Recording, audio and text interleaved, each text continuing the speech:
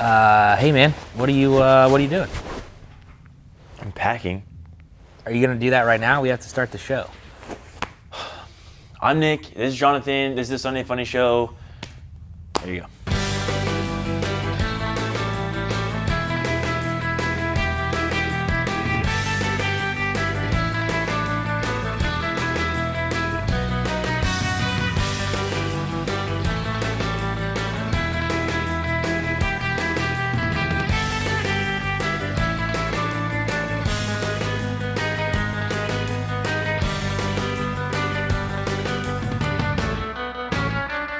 What are you backing dude. all this stuff for?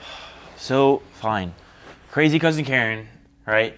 She's been going through a hard time, apparently. And so we're supposed to go and stay with her so we can cheer her up and all that. But I don't really want to go. I mean, besides, I'm missing all of these things. Your pool party is tomorrow. Yeah, it'll be fun. And new episodes of Phineas and Ferb coming on tonight. Cliffhanger last week. And, right? And, dude, dinosaur convention. I'm missing the dinosaur convention. Tragic. Yeah.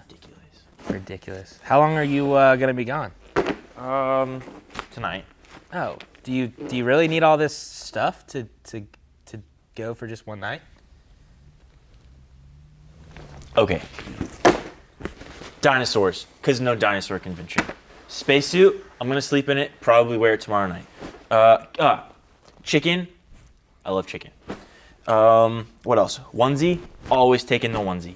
Yes, it's essential. Oh, and it's a 45-minute drive. What if I get hungry? Well, it's really nice that you're going anyway, I guess. Yeah, I just don't, honestly, really don't want to go. Right? Crazy cousin, she's crazy. Crazy cousin, get this. Every time we go to a restaurant, she always asks us to see the manager. So embarrassing. You think it's gonna fit there? Yeah, Can you, I why don't we take a little break there? Are you good? Okay, it's Bible story time with Ken.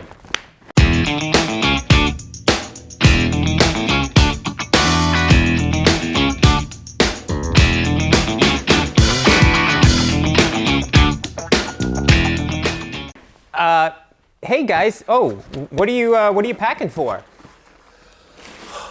Well, like I told him I'm supposed to be going to see my crazy cousin Karen to cheer her up or something.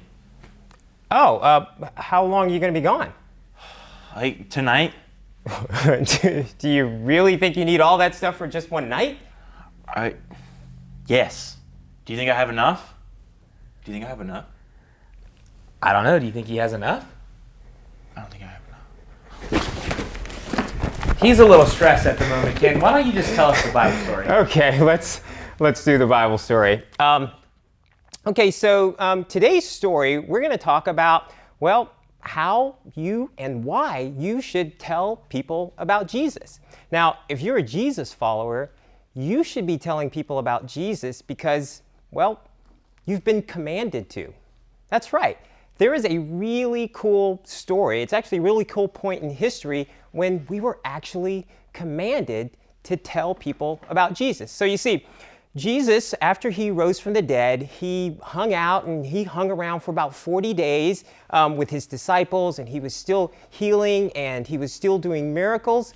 And one day he met his disciples up on this mountain and he gave them this command. Listen to what he said.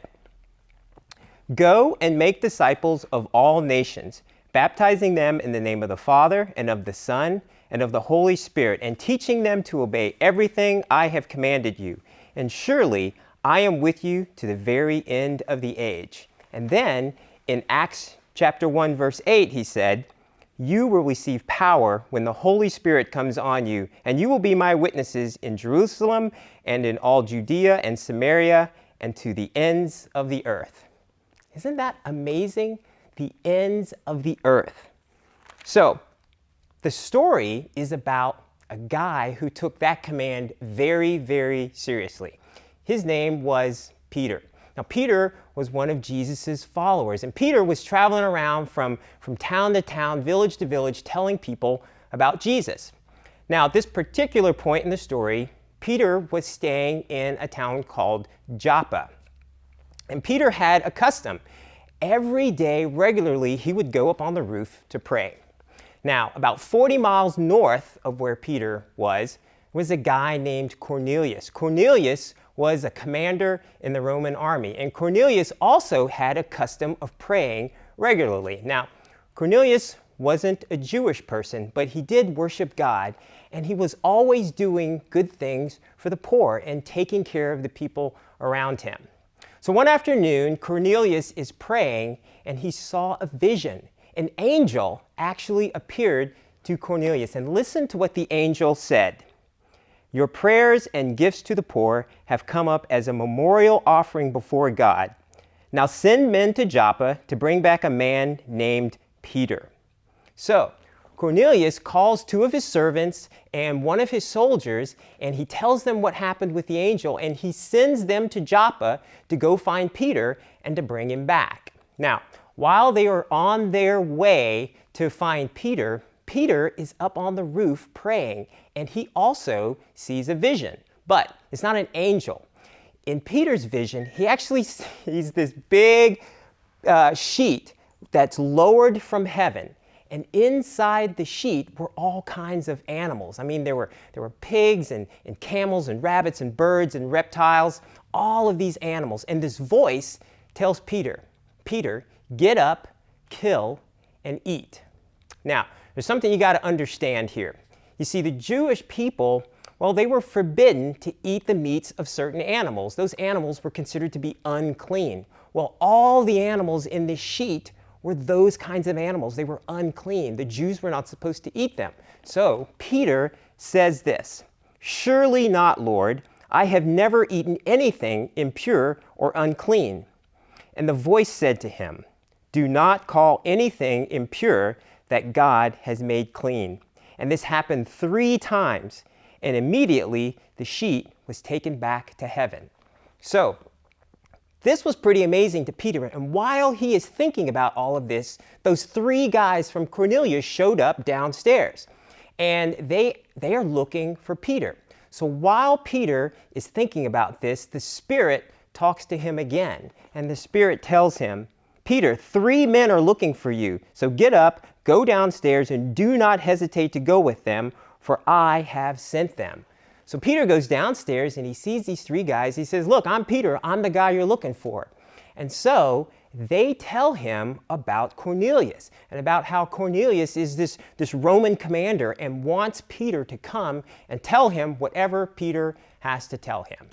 So now there's something else you need to understand.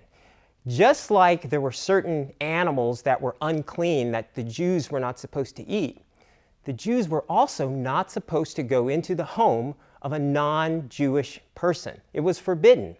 But right then and there, Peter then understood what his vision was talking about, how all of these unclean animals were now said to be clean for him.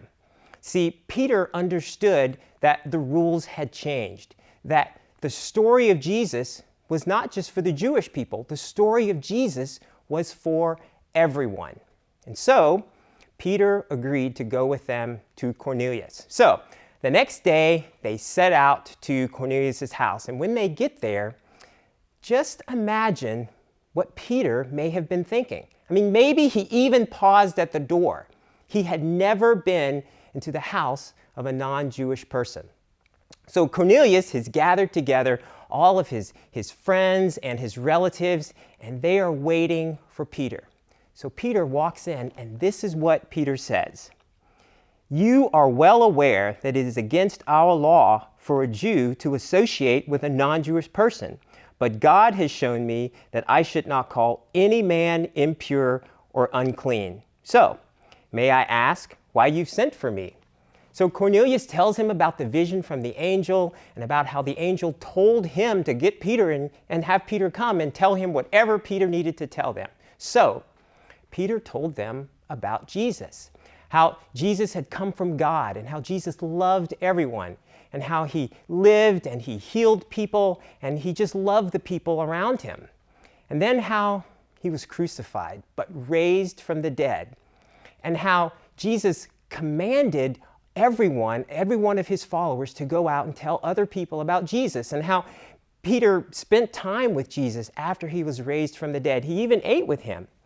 And finally, how anyone who believes in Jesus would have their sins forgiven. So, while Peter is still talking and telling them these things, God's Spirit came on to Cornelius and his friends and relatives and all the people that were there. It was amazing. So, the Jewish people who had come with Peter, they saw this happen, and they were amazed that God's Spirit had been given to non-Jewish people.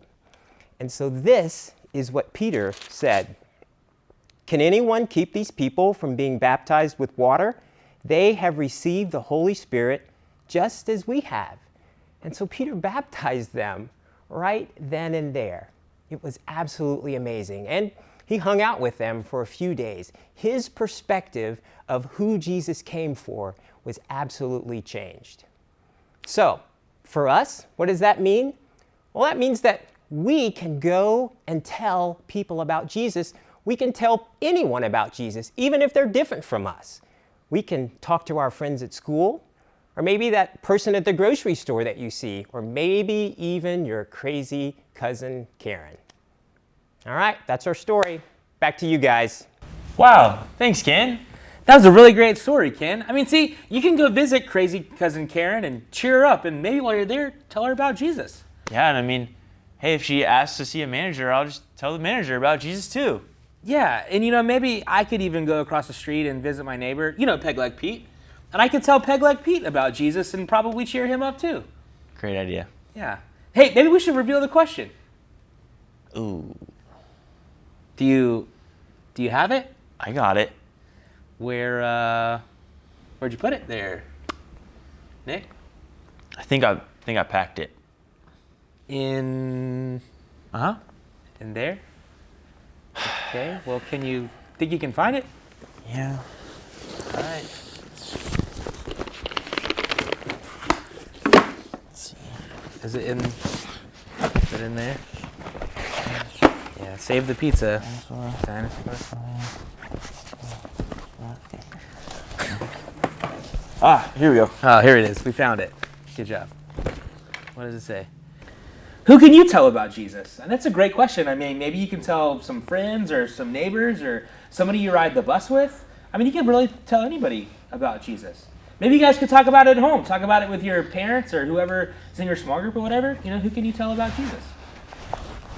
Well, I guess I get to pack this suitcase again. You want to help? This has been another episode of the Sunday Funday Show. We'll see you guys next week.